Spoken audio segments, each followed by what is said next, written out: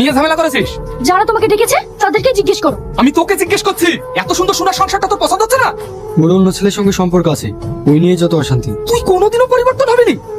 দেখেন বিয়ান, আপনাদেরকে আমার বলা থাকলো, আজকের পর থেকে যদি আপনাদের কোনো কথা না শুনে আপনারা ওকে শাসন করবেন।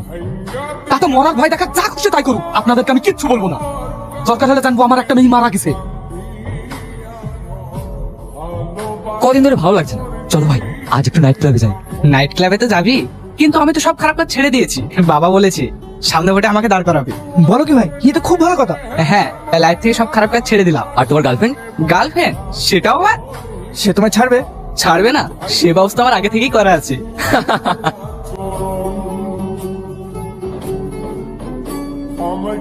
কি ব্যাপার, কদিন থেকে তুমি আমার ফোনও তুলছো না, আমার সঙ্গে দেখা করছো না তোমার সাথে আমি কোনো যোগাযোগ রাখতে চাই না।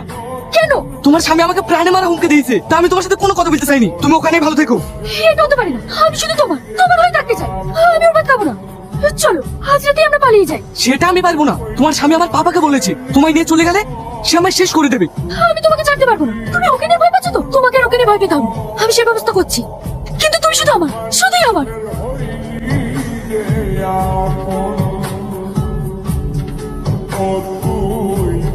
আজ তোকে সারা জীবনের জন্য ঘুম পাড়িয়ে দেবো।